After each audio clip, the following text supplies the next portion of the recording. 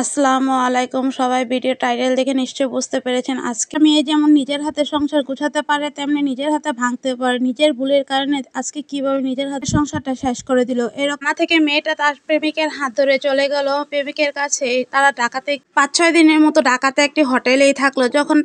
যখন ছেলেটির বাপ মা সবকিছু জানতে পারলো তখন ছেলেটির বাবা বলল, আচ্ছা ঠিক আছে, বিয়ে যখন করেই ফেলেছো তবে বাসায় নিয়ে। তখন কিছুদিন এভাবে ভালোই চলতে থাকলো। মাসখানেক যাওয়ার পরে ছেলের বাবা মা ছেলেকে কি বললো জানি না, মেয়েটিকে নিয়ে ছেলেটি আবারও ঢাকা চলে আসলো এবং আসার পর কিছুদিন আবারও তারা হোটেলে থাকলো। যখন টাকা পয়সা সবকিছু ফুরিয়ে আসলো, ও হ্যাঁ, মেয়েটি তার স্বামীর কাছ থেকে আসার সময় প্রায় নগদ 3 লাখ টাকা এবং 4-5 ভরি স্বর্ণও নিয়ে এসেছিল। এগুলি যখন একদিনের ভিতরে এগুলো সবকিছু শেষ করে ফেলেছে। যখন এগুলো সবকিছু শেষ হয়ে গেল তখন ছেলেটি মেয়েটিকে বলল যে তুমি থাকো হোটেলে, আমি কিছুক্ষণের মধ্যে আবার ফিরে আসছি। তিনি তাদের রুম ছেড়ে দেওয়ার কথা। তো ছেলেটি যখন গেল তখন সারাদিন পার হয়ে যাচ্ছে কিন্তু ছেলেটি আর ফিরেই আসছে না।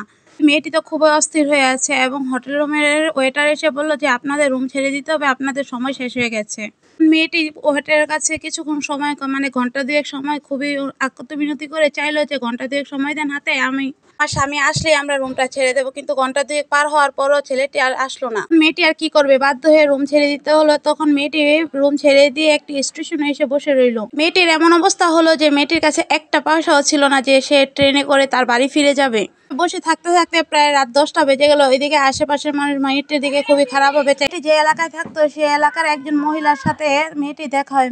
মহিলাটি বাসা বাড়িতে কাজ করতো। তখন মহিলাটিকে অনেক বলার পরে মহিলাটি কি করলো, মেয়েটিকে একটি ট্রেনের টিকিট কেটে দিল। মেয়েটি বাড়িতে যাওয়ার পরও মেয়েটিকে বাড়িতে বাবা মা ভাইয়েরা কোনো জায়গা দিল না, কারণ বাবা মা ভাইয়েরা অনেক না করেছিল কিন্তু মেয়েটি শোনেনি। স্বামীর কাছে জায়গা নেই, এখন বাবা মার কাছেও জায়গা নেই, মেয়েটি কি করবে?